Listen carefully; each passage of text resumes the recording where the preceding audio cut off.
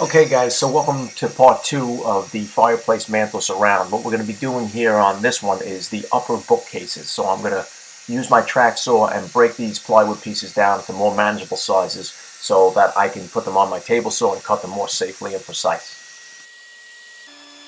Alright, so I made a cut list and I'm going to cut all my parts at the same time just to make it easier so later I can just assemble them. I don't have to keep going back and forth with the saw. So I'll start with the sides first.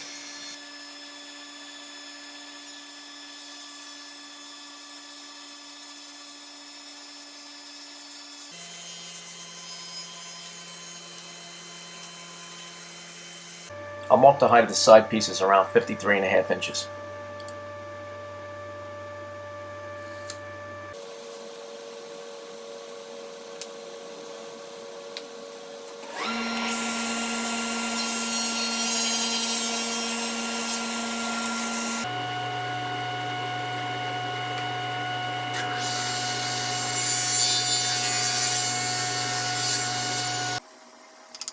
I clamped the two side pieces together. I'm going to run them through the panel sled now to get the exact dimensions I need.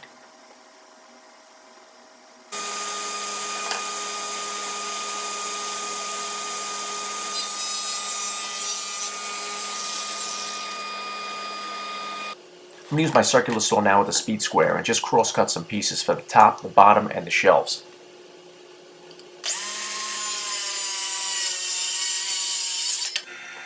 I also need to rip down 4-inch pieces for the top and bottom brace on both bookcases. That's going to be the pieces that I need, not only as a stretcher, but to attach it to the wall as well.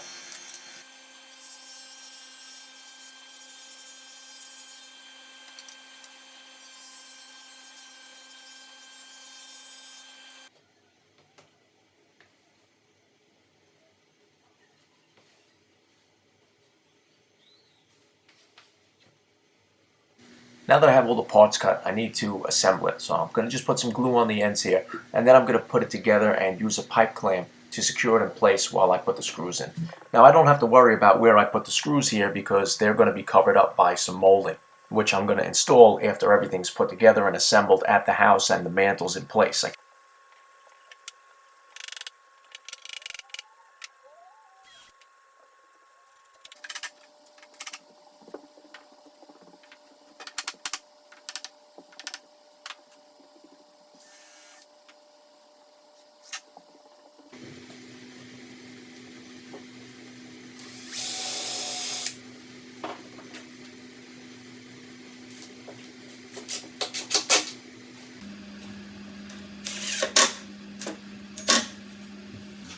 Once you have the top and the bottom assembled with the sides of the case, it's easy to adjust it if you're at a square. So stop at this point and check your diagonals to make sure you're square. If you go any further at this point, it's going to just be a lot harder to square it up if you're off. I'm going to use pocket screws to attach these stretchers to the top and the bottom. They're also going to be the back braces, which is going to help me attach the bookcases to the wall later on once I get them installed. And you want to make sure that you have these pocket screws facing the back of the case. This way, once you put them against the wall, they're completely hidden.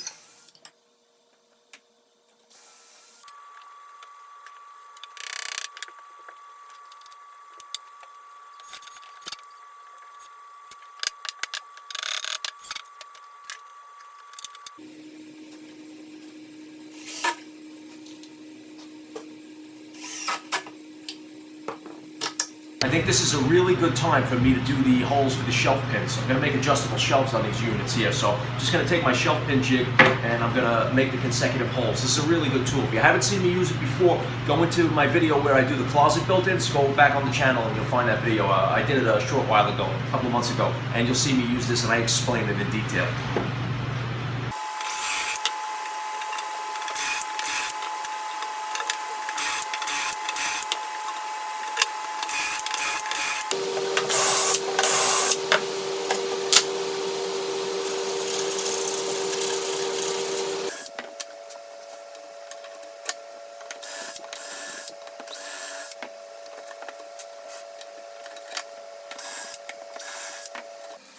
Now I'm just going to lay out all my pieces for the face frame. So I'm going to mark these off so I can make some rough cuts, and then it'll be easier for me to mill these on the jointer and the planer. The longer the board, the harder to mill, so I might as well cut it down to what I need.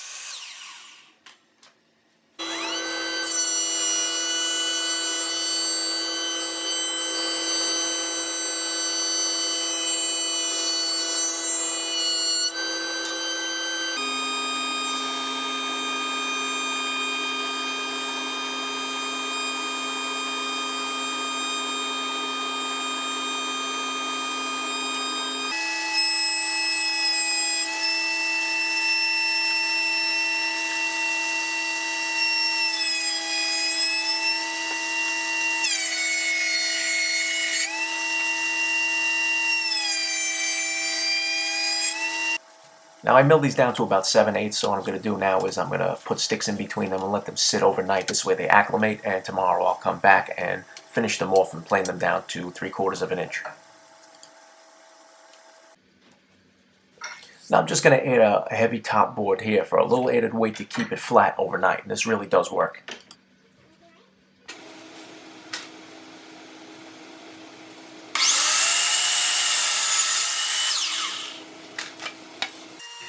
I'm just going to rip down the boards for the face frames here to the desired width that I need. In this case I'm doing 1 1/4 inches, and that's going to match the base cabinet.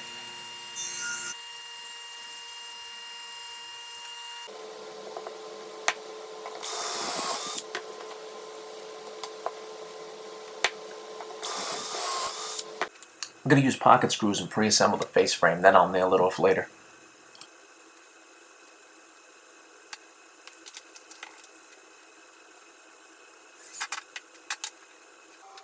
Just going to run a quick bead of glue all around the case, then I'll nail off the frame.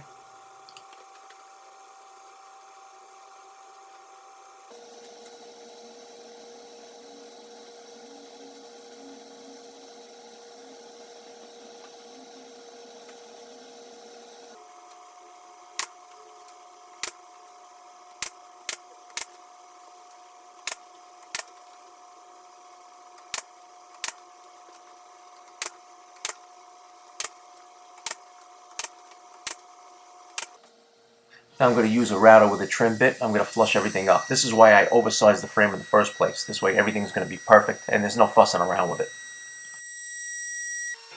Now I'm just going to trim these shelves up to their final dimensions on the table saw and get ready to install them.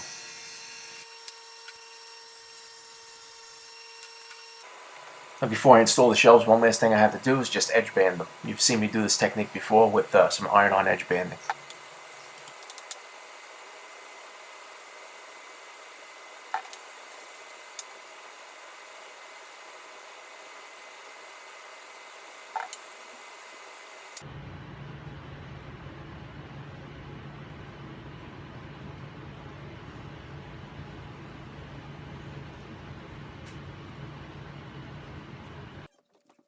I had to set the units in my dining room just to have the extra space in my garage so that I could finish up the job here.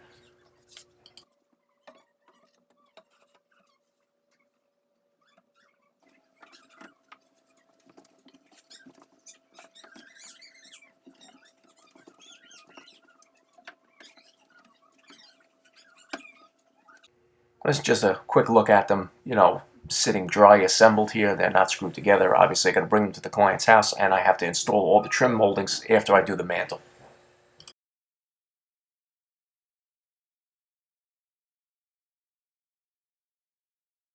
Here's a quick shot of where they're going to sit and what they're going to look like to give you a kind of idea, and the mantle is going to be around the fireplace in between. Okay guys, well that's it. Thanks for joining me in the shop this week. This was a really fun build. The upper cases are done, shelves are done, the lower cabinets are done. We're going to set them aside because the next video I'm going to start to build a mantle on the site, right around the fireplace, right there in their house. So I'm going to bring out all my tools and everything. So don't forget to join me for that. If it's the first time you guys are here, make sure you subscribe so that you can get access to all the other videos I have on my channel, and every time I upload something, you'll be notified. Alright guys, I'll see you next time.